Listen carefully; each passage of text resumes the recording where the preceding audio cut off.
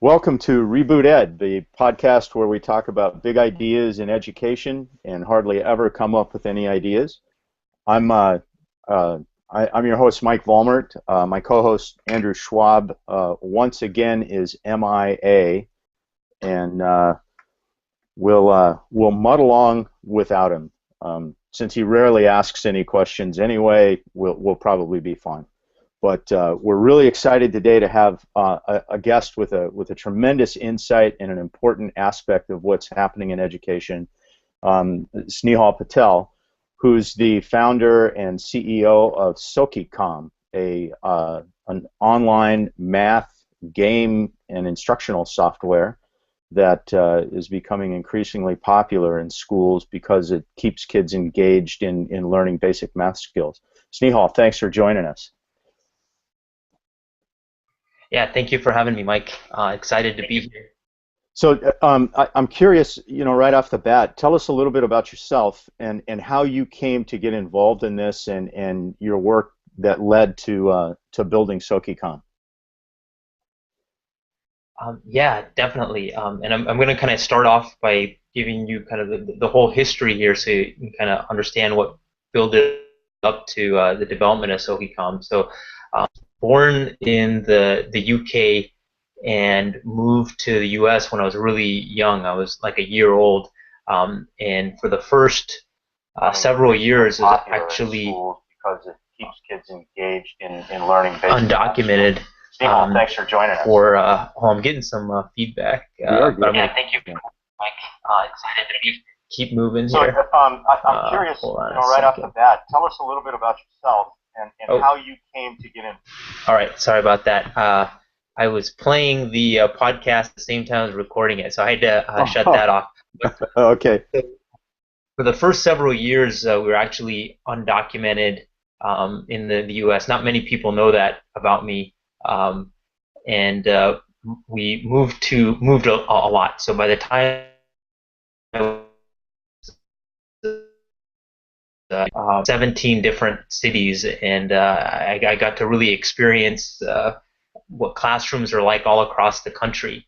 And one of the things that really stuck out to me, and something that I noticed, was that in math especially, that it was an area that students struggled with, and not only students. In my elementary years, I remember I lived in Florida and Texas and California and Arizona and in different classrooms, and it was an area that teachers themselves um, showed some level of anxiety or uncomfortability with. And I remember that as an elementary student, and sort of that stuck with me through high school. I ended up being for a part-time job. I was a tutor my junior and senior year in high school. I graduated, then went to Arizona State University, got my degree in computer science, and even there, as a part-time job, I loved tutoring and helping kids in math, and ended up becoming an engineer at Motorola and wanted to continue pursuing this interest in education. And so I got involved with a math tutoring company, and at the same time, I got my uh, credential to teach, and began working with a lot of students, kind of K through 12, and it was through that I started also working with the Roosevelt School District, and I taught as a intervention and after-school math teacher there, South Phoenix area. And in terms of the student population, so I was there for close to 4 years, and in terms of student population, it's like nearly 100% free and reduced lunch at the two schools that I work with, and uh, almost 100% EL population as well. So really kind of tough population, at-risk population that had an occurrence there that really kind of made me sit back and sort of think about things. So we were working with students in small groups, and like primarily grades 1 through 6, and about a couple of weeks into our tutoring program, and this was a program that we were going to the schools after school, and we would be there Monday, Wednesday, Friday, from 2:30 to 4. There was a fourth grade girl that was ditching school, but would actually come to school from 2:30 to 4 to attend our tutoring program. So wait a second. The student would ditch regular school and then Correct. come after school to get the tutoring. To the same school, and this is a fourth grade girl, yes, and that happened for about 2 weeks, and I knew about it, but her classmates called her out. It's like, hey, you weren't in school again. This is like the second week, and after that, I was like, whoa, this is like, Something, it's both something's wrong. fascinating and it's concerning. Right. Yeah. Yeah. Um, and I knew her teacher. I was working with her teacher, and she had something like 35 or 36 students. This is a fourth grade teacher with that many students. On some of the days, the students would have to sit on the carpet. So teachers really doing as much as she, humanly could. Didn't have much technology. This is back in 2006 and 2007, and I talked with the girl, really wanted to find out what it was, about our program that got her to get off her butt from home and walk all the way to the school just for that hour and a half. And we incorporated kind of two key things that I think made a big difference for her. One was we did a lot of team-based, a lot of sort of like social learning activities, where there were things that students were individually responsible for, but there was also this like group and team element to that. And we did that in a way that utilized a lot of games, whether it was card games or board games. We didn't use that many video games at that point, but I think those two key things were very compelling, and it was very motivating to her. So that really just was something that caused me to think a lot about education, and it caused me to question, how many other kids in our country are turning their minds off in the classroom. Maybe they're not going to the extreme as this student did, where it's completely ditching school, but maybe they're powering their minds down. So how much of that is actually happening, and what can we do to help improve that? Yeah. And I'm willing to bet, from your description, two things that come to mind. The first one is that the kids were kind of universally actively engaged in doing something, and you could contrast that with what I'd almost guarantee was going on in the classroom, and that is where the students kind of sat passively and just watched or listened to the teacher kind of demonstrate things, and then they pass out a worksheet that's supposed to allow the kids to master the concept. And obviously, the student you're talking about would vastly prefer to be actively involved in working with other students and that sort of thing. It's not like she hated school. She just hated to go to a class where she didn't get to do anything that seemed meaningful. yeah, absolutely. And I mean, that's evidenced by her actually coming back to school, right? I mean, that's Right. Yeah. proof that it's not the school that the student is hating. Yeah, exactly. And this student kind of really made it, just through her actions, showed like how I think had the student not ditched, it wouldn't have like uh,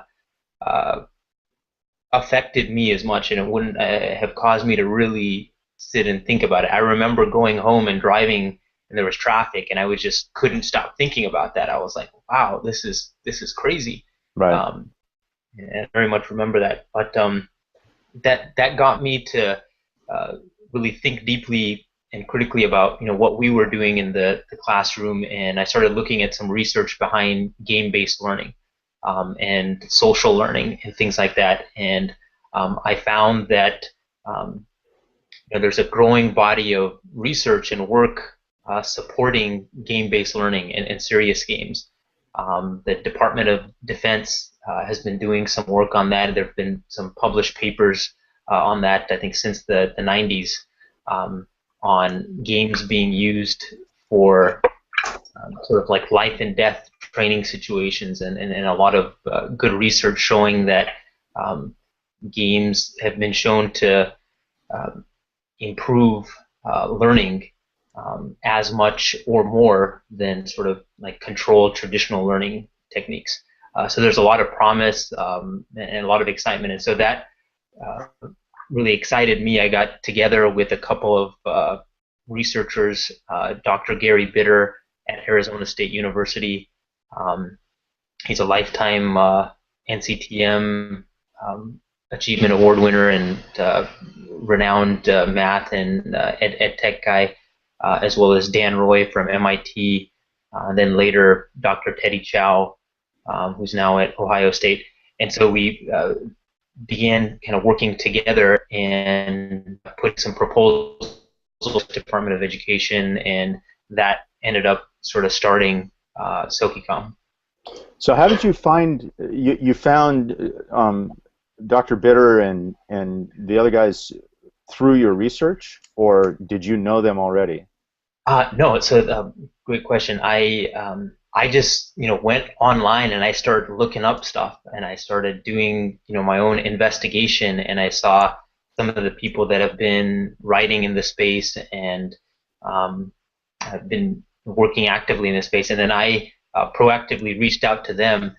Dan Roy at MIT, I met him at the GLS conference in Madison, Wisconsin. There's the Games Learning Society conference there that's been going on for maybe close to a decade now, and that's really brought together a lot of minds that have been in the serious games or game-based learning space. So I met him there. Cool. So you formed SokiCom, Yep. and one of the things that that I think is really important for people to understand is that at the same time you were writing the program and you were kind of developing what it is that kids would be doing, you were kind of backing that up with an ongoing sort of action research approach. You've got work that you do to see how the kids perform at the same time that they're playing the games and doing the activities that you've got set up. Was that part of the original design of what you did, or did that come kind of later on? That's a great question, Mike, and is something that we're going to be publishing a paper on, just this whole process of developing a education technology product using a iterative research-based way. And so we had our original sort of product design and the research design, but even at a higher level above that, if you think about it this way, we had a framework that we operated under, and that framework was iteration. We had these different stages of iterations. First we would test out a MVP, or a minimum viable product, based on some of the research and based on some of our initial findings. But instead of sort of developing that out, spending 6 months or a year developing out and then testing it, sort of like what we see in traditional research, what we did is we spent as little time as possible, and then we put it in front of actual people. And Put watch it in what front they of do. students. Yes, exactly. Yeah. And we actually use that to get to the next stage. So the first stage is like the developer, the MVP. The next stage is to measure. When we put it out there, we actually have these hypotheses, and the hypotheses could be that students are engaged when learning about fractions with common denominators, for instance, or that they understand that one whole, when decomposed into two parts, is both parts are equal, and each is a half, and sort of we come up with these different hypotheses, and then we test those, and that's where the measurement stage comes in.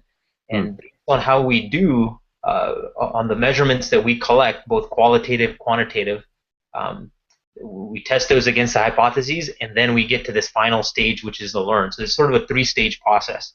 And that learn is we look at that data, we go back to the drawing board, and we're like, okay, what did we learn from this? What are the next set of hypotheses that we want to create?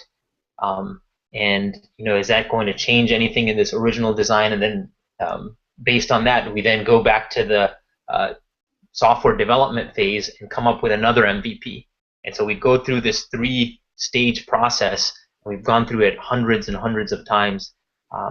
Just in the first 2 years, we did over 100 classroom tests where we would go into different classrooms, observe how they were using SokiCom, and then with all these different kind of hypotheses.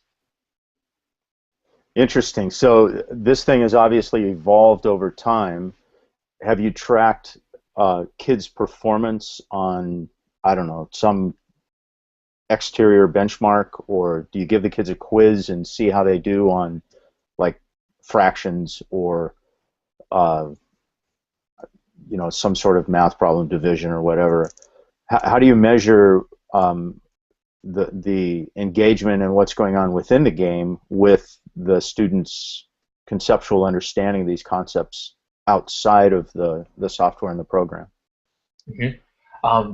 And that's a interesting sort of challenge there. The way that we approach that has been, and what they can provide is sort of these immersive visual for students, and it really lends itself to strong conceptual development of skills, Mm-hmm. good number sense, and those type of things. And so the way that we designed our games, and based on some of the constructivist learning theories and experiential learning, really learning by doing sort of things, that it was developing these conceptual skills. And so we were able to measure that internally.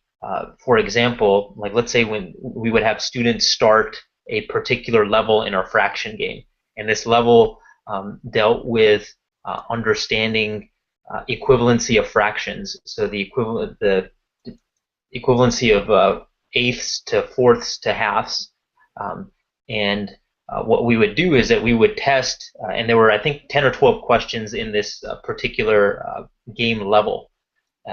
All the students started off, and then what we would do is we would measure by the time that they got to the final question and they completed it, how many of the students were able to complete it without making any mistakes, how many students made mistakes, how much time did they take on the questions.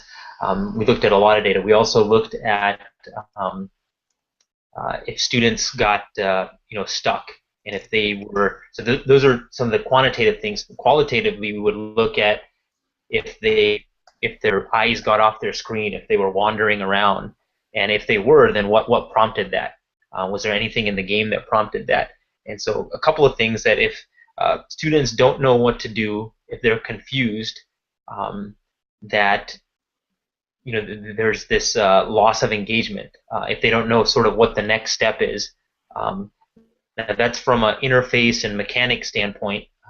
That's one area that you can lose engagement. Another area is if a student doesn't feel that they're capable, or that it's not really possible, let's say, for them to figure this thing out. That there's this sort of just detachment and disengagement there. So yeah, if it's just something that's out of the realm of what they feel they can achieve. So those are kind of two areas and reasons that we saw them disengaging. Because it was gamey, I think the interest factor was like really high. And we did some testing initially, paper prototype and surveys and things like that, to make sure that it was really interesting. But that's definitely another factor too. If the interest isn't there, then you can lose engagement. But that was any of the reasons that we saw much engagement. Yeah. So maybe for folks that haven't seen the platform, or they're not really familiar with it, let's assume that I'm a typical fourth grade student, and I'm going to log into SokiCom. What am I going to see? What am I going to do? What's happening on screen or inside the software, and how do I engage with it? Can you paint a picture of what the experience is going to be for, say, a typical fourth grade student? Yeah, absolutely. So after fourth grade student, let's say, logs in, they have their unique username, password, and then they see in front of them, they'll see the map of the SokiCom world. So we've separated our games into common core domains, and each of the domains sort of appears as a different region on the world. Okay. And in it, that there are sort of at the top the reward mechanisms that students get. So a majority of the area is on the map. They'll have rewards that they can see. They will earn coin, cash, and then there are levels of experience. And just by hovering or clicking over any of those, you can find out what those are. But the initial feel is it's very very cool. It looks just like a entertainment type of casual game that a student may be going on So and using. kind of like an adventure game or something where there's different areas that I can go explore and that kind of thing. Can I go to any Yep, yep. one of those areas, or do I have to start in one part of the world and kind of move in an orderly way through it? Yeah, good question. No, and we had a lot of like design discussion about this, and one of the key things we wanted to let students have is a level of autonomy. And so they have the ability, students do have the ability to select any um, region or any math domain that they want to. The other element that I didn't discuss is what students will see right when they log in is the avatar. Um, and it's a sort of just a default avatar. They get some customizations on it. Then there's a lot more customizations that they can earn through progressing in math. And one of the sort of interesting things here that we've seen is that there's a lot of kind of casual games, just systems out there where there are avatars. And when students are given like all the options and everything for avatars, they tend to get tired of them really soon. But in systems where it really incorporates like a role-playing game, like an RPG element, where the advanced items or characteristics and things like that need to be earned, it seems to have higher attachment and retention with the users and with the learners.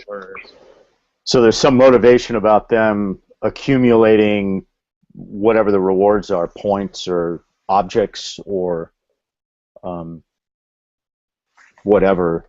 And I mean, it's anybody who's played games, and kids love to level out. They love to accumulate things and do kind of that sort of thing. So it makes perfect sense that that's what they do in the game. Mm-hmm. Yeah. And so let's say we go into one part of the world. Kids go through a sort of instructional thing, or how do they? Let's say it's on, I don't know, fractions. Mm-hmm. You've got a sequence of challenges they've got to complete so that they can get the conceptual stuff. Then, do they do anything with that? Do they quiz? How do they demonstrate proficiency within the game so that they can, level out at whatever level they're on? Yep. Yeah, and let me explain one other step that goes before that, Mike, is that let's say when a student, let's say, selects the fraction, once they enter that, they'll have the choice to either do a individual or team-based activity. We recommend that they guide their students for the individual aspect. Now, the first thing that they'll be asked to do on the individual or the single-player portion is to take a placement assessment.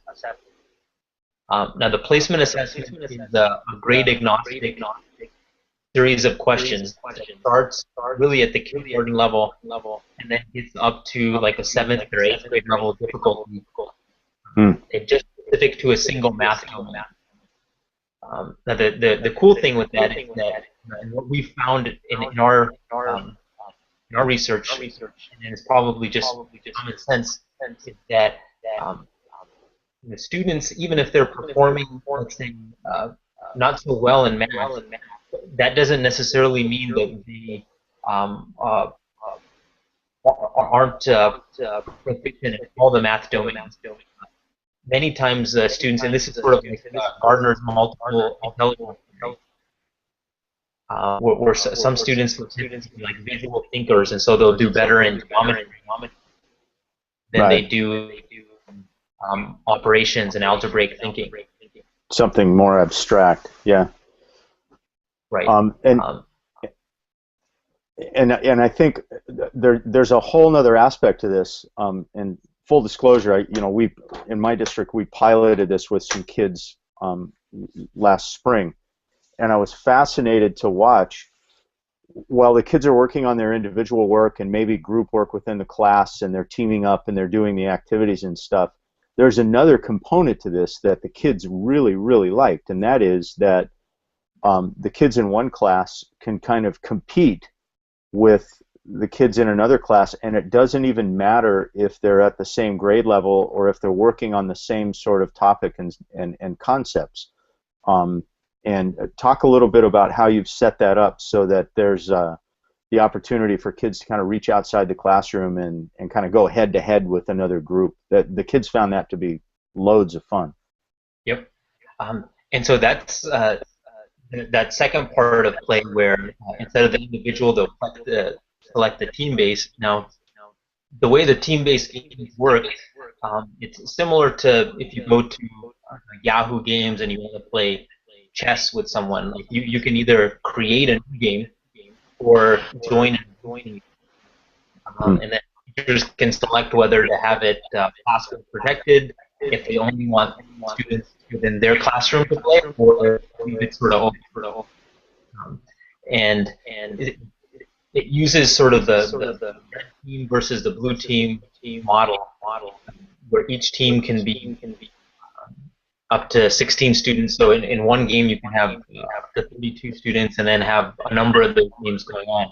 Now, to get like games where you've got multiple classrooms, different grade levels, the way that we accomplish that is that students are working individually in the multiplayer game with knowledge of what their teammates are doing, and in some cases they can help their teammates out by sending them a, or if they're sitting next to each other, they can sort of strategize. There are team bonuses that can be earned. Um, when students are working individually, so I'll give you an example. We have a measurement and data game, and on the measurement and data, the multiplayer, students can select the level of difficulty for their next question, and they get to select if they want to work on a math-related question, a length-related question, uh, and things like that. So that autonomy allows say a second or third grader to be working on easier questions, where a sixth grader could choose to work on harder questions. Or it could be, the other way around. Beyond grade level, they could be working on the harder ones, and the sixth grader could be working on easier ones. Now, the incentive structure is set up so that students don't just work on the easy ones, because they may be able to get more points if they end up working on the harder ones, even though they take a little bit longer. Right. They sort of had to do this calculation. Can I get more easy questions done, or more hard questions done, or can I mix it up? And what we find is, what's kind of cool is depending on the type of question, it may lend itself to being done easier on a high difficulty versus other questions that are longer, and it's sort of just strategy part. That's cool. So the kids, not only are they working on the math and trying to solve the problems, but they've also got this this overlaying strategic element where they've got to figure out what's the best strategy for earning the maximum number of points. Choose a whole bunch of really easy questions, or focus on a fewer number of harder questions where when you get them right you get more points. Um, the, the ability for the kids to kind of choose that, I think, is really engaging for them and highly motivating. It's fun to watch them when they do it. Yeah, and just wanted to make another point there. What else we found uh, with this, Mike, was that when we had students do a multiplayer game with the entire classroom, and this was key. Like we saw when there were multiplayer games with 2 or 3 or 4 students, that was still engaging. But when it was the entire classroom, not only did we see just a ton of engagement, students jumping up and down and that sort of thing, but the thing was that that actually led to more time spent individually by students outside of the classroom. So Interesting.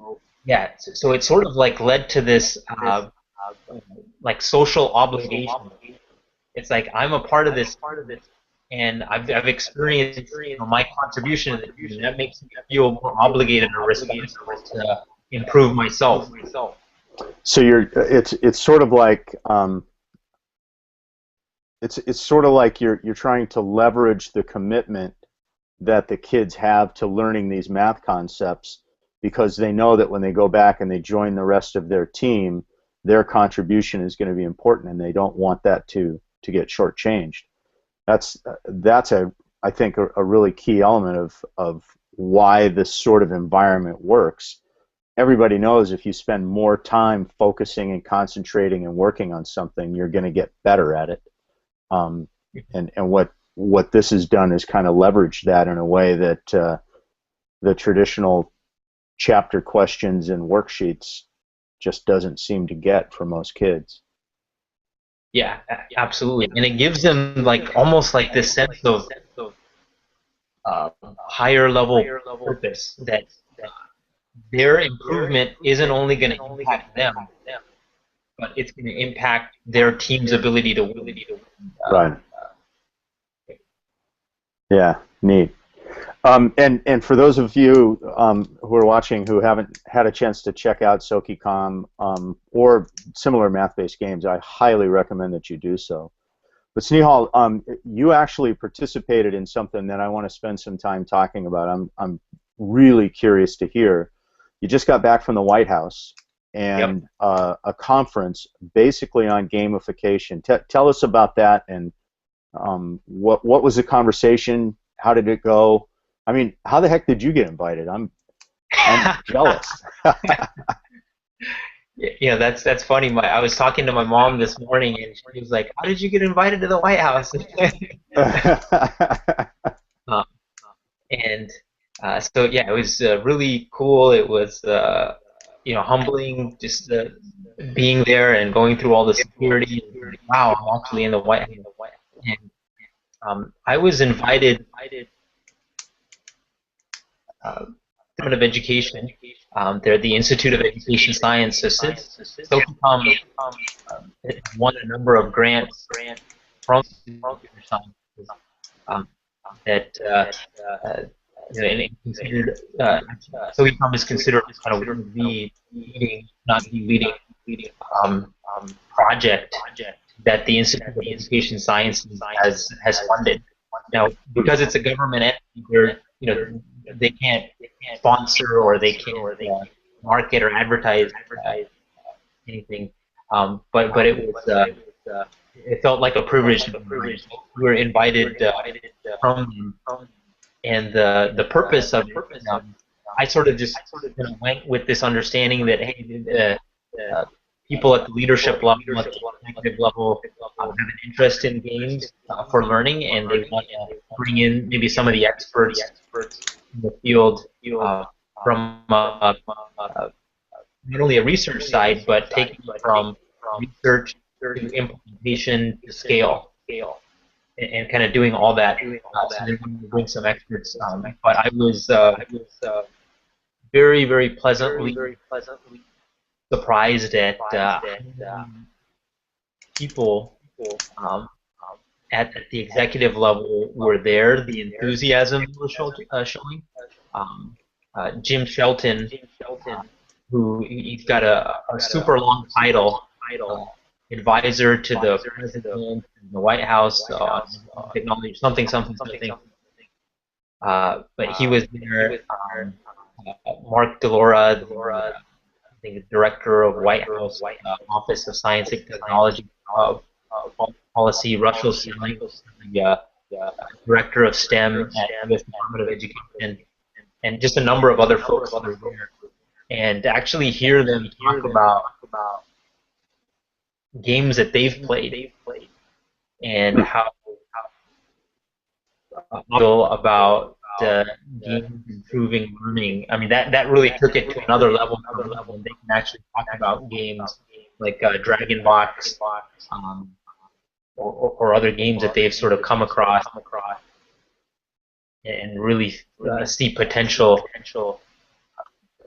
for impacting students. So from those conversations, though, what's your take? Is this something that is obviously there's a level of interest at the government level, but from the standpoint of changing pedagogy or changing curriculum, is there conversation about expanding exposure to these sorts of ideas? Are there methodologies that people talked about for getting more of this research and more of this sort of conceptual work going? Is it going to be done in private endeavors, sort of like what you've done with SokiCom, or are they going to involve school districts and universities? How do you see that playing out?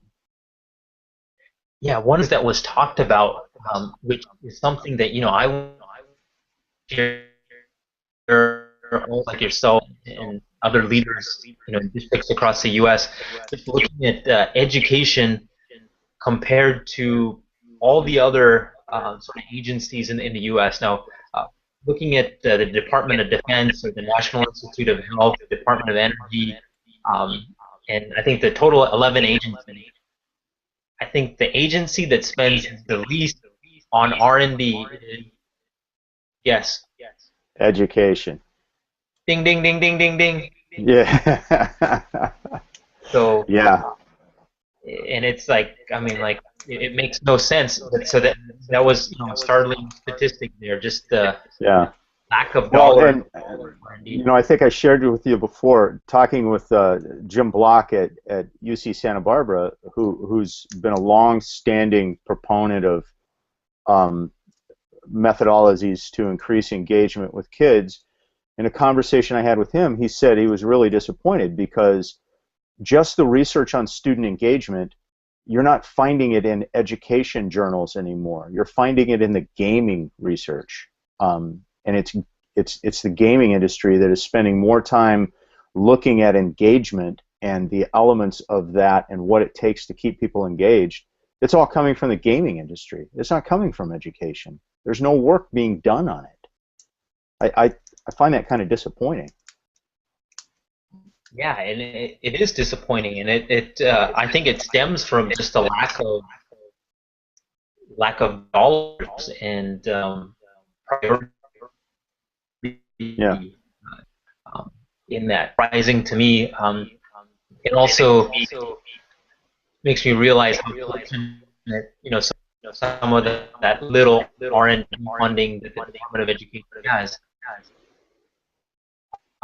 The process, but yeah, we feel really fortunate that we got some. So of course, I advocated along with others how important that R&D is to increase it. So we talked about kind of some of the things that are needed for Williams. Obviously, more efficacy research, and showing how games can not only efficacy, but how games can really be integrated into classroom practice. Yeah, and personally, one of the things that I've learned, Mike, that even some of these university projects, like at the UCLA, at the Crest Center, I spoke with Dr. Greg Chung. They did a multi-year randomized control trial study. Saw pretty impressive effect size on a fraction game. But there's a lot of these projects that then, um, there's not much done after that. Hmm. And So the universities are in fact then doing at least some level of research, but it doesn't get much farther than the research project, is what you're saying. It's not getting back into the classroom in ways that teachers can incorporate it into what they're doing. yep, Which, yep. which I don't know. Speaking as a practitioner, that would kind of be an essential element of the whole process if we're really going to try to make some changes in curriculum. Which again, the work that you've done and the research has led to something that gets into the classroom. It's kind of disappointing that there isn't more of that. Yeah, and it is disappointing. And I see sort of like this chasm, but there's majority of the funding goes to like the academia, university level research, which is very important. Um, but then there needs to be this bridge on taking that to the next level, or have more funding into programs like SPIR, which actually fund both or three things. It funds the development of something based on research, um, having research studies done on it, and then taking that to classrooms and making it sustainable. Mm-hmm. So having more programs like that. Now, the other side of things, outside of the Department of Education, I've seen a number of technology products, including games, that are getting developed, but are really struggling to sustain themselves. And this might not be a surprise, but K-12 is an incredibly tough and difficult market to build a company in. And there's just a graveyard full of dozens of cool, awesome products that never were able to sustain themselves. Yeah, yeah, and a lot of that. I think there's two reasons for that. One of them, obviously, is funding from the school standpoint. But the other one is there's a tremendous amount of inertia in more traditional ways of teaching, and these things, they tend to be viewed as something that gets tacked on to the end of 100 years worth of traditional pedagogy, instead of throwing out this old stuff that, I mean, the elephant in the room is we all know that stuff doesn't work, and it hasn't worked for a long, long time. It works for the top few percentile, but I mean, let's be honest, those kids, they're going to learn anyway. It's that larger middle and tail end of the bell-shaped curve group that really kind of gets shortchanged in those sorts of old school pedagogies. These ideas are ones that have to replace them, not supplement them. And I think it's really tough for schools to kind of step out and do those sorts of things. I wonder if that was part of the conversation at the White House, in terms of what it's like in a traditional classroom and how these things get integrated.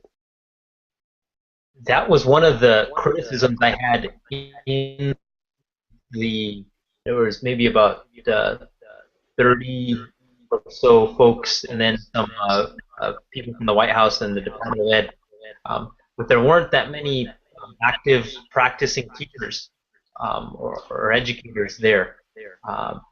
And so yeah, I think that was one of the missing elements that I knew that they had there. But on a similar note, what the White House is doing, they very much want to increase the awareness of games as viable learning tools. And one of the things that they're talking about doing, and they seem really excited, a major nationwide competition a year from now. I don't know if I'm supposed to talk about this. They never said I wasn't, so I'm just got it. but Okay. but essentially what they want to do is they want to have a um, game uh, competition for students to complete 1 billion with a B questions in STEM games. Wow. Yep.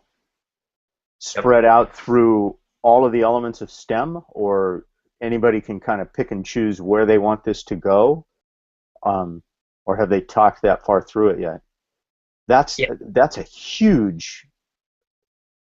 huge data set.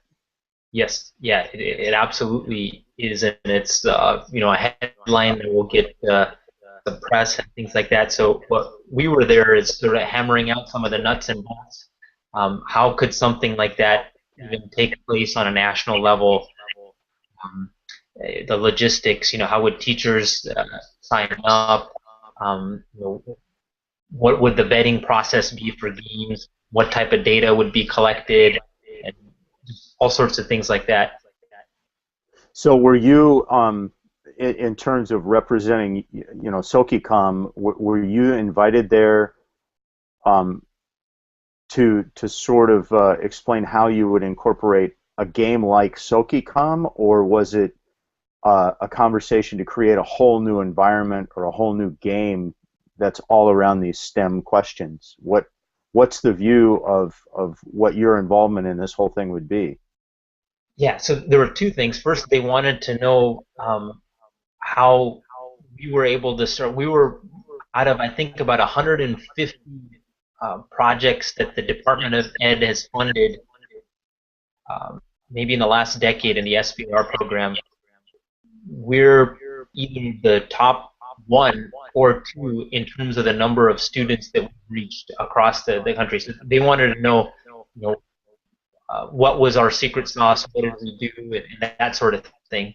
Uh-huh. Um, and, um, and then they wanted to just hear my feedback, Mike, on this whole notion of this billion questions.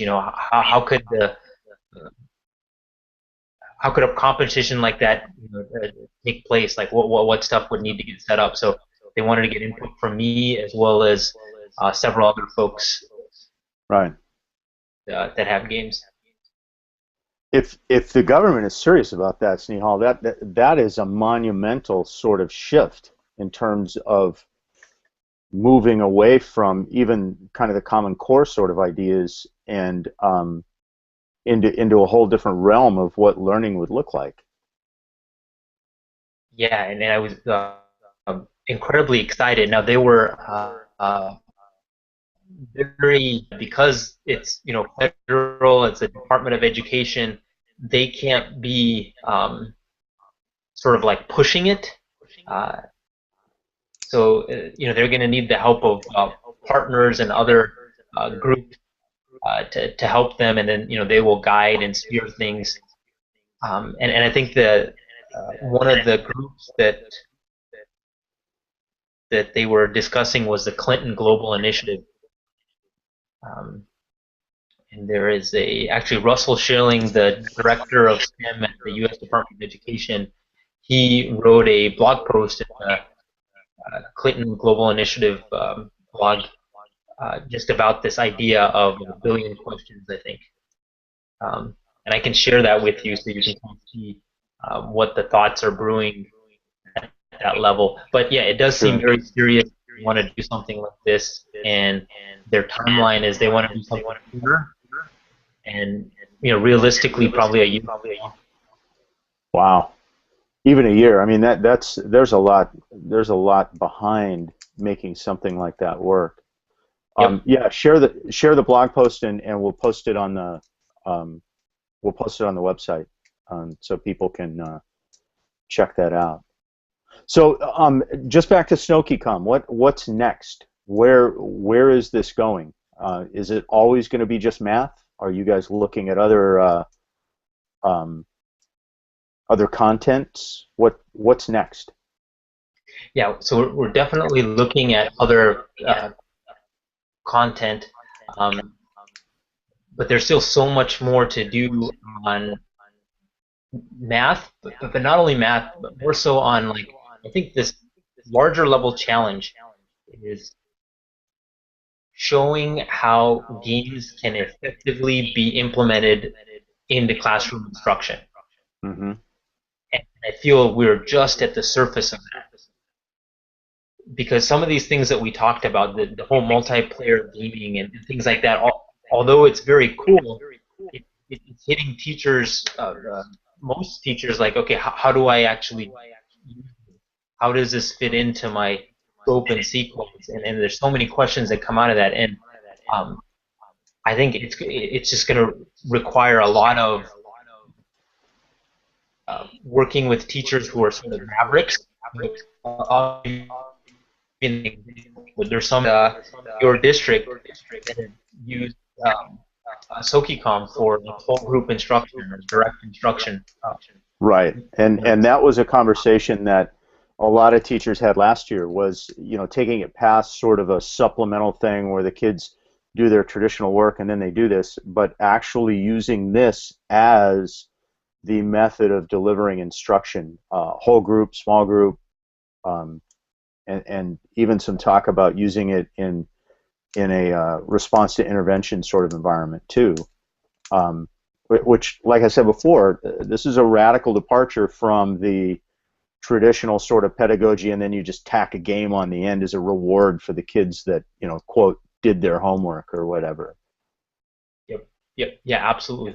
And it's, you know, we're seeing similar things like, in other areas of the country where teachers just have begun using parts of SokiCom for other parts of their lesson, and we really want to just learn about that a lot more. Learn Is about there, how they're using it, and I think that's the way to understand how SokiCom in particular can be more helpful to teachers and the strategies that they can use. Um, for example, this recent grant that we won is essentially around that. It's around taking SokiCom's existing platform and just for third grade to develop an entire sort of third grade curriculum hmm. that has pre-planning tools for teachers, that has um, ability for teachers, especially sort of at the third grade level. Um, Elementary teachers themselves don't consider themselves as math teachers, Right. and them the ability to actually go through the lesson, um, aid in their own kind of content pedagogical knowledge.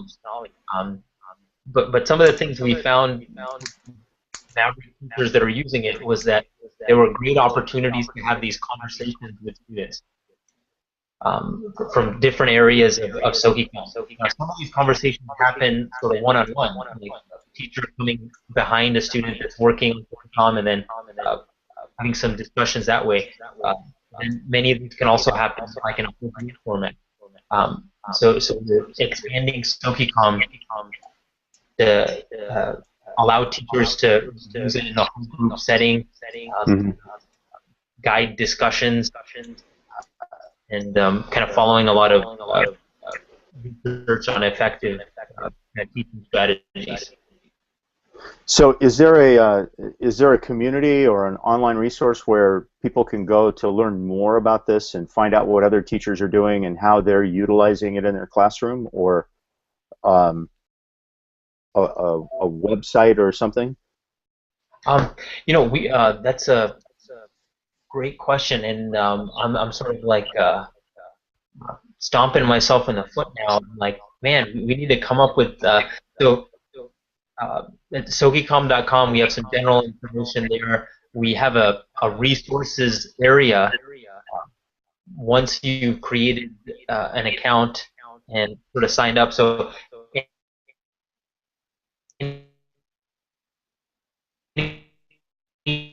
featured after the 30-day free trial, you can log in and still have access to some materials such as these resources. So we've had teachers that create these resources of how they're using SmokyCom in their classroom. So we've had them videotape their classroom, not only for the math portion, but we have a classroom management program, and they sort of videotape how they're using that with their classroom. So those resources are available. But something that we should do is develop more of a community where teachers can share um, how they're using it in their classroom and strategies. Best practices sort of thing, or what successes they found, that kind of stuff. Well, there you Yep. go. There's my recommendation for the next angle on product development. All right. If are you on Twitter? If people want to follow you and your work, can they? How do they follow what you're doing? So we're on Twitter at SokiCom, and then I'm also on Twitter at Snehal Patel. Um, I've got to be honest, we're not as frequent in tweeting as we could be, Okay.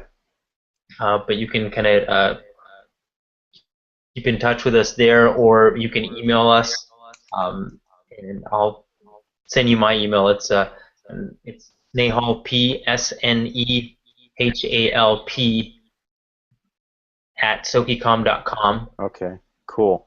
We'll post that on the website if people want to find out more and check out uh, check out the game and how it might work for their kids. Snehal, we're up against our hour, and I really appreciate the time. Really interesting stuff. You've got some great stuff going on, and I look forward to watching how it evolves in the future. Um, Thanks for spending time with us. Really appreciate it.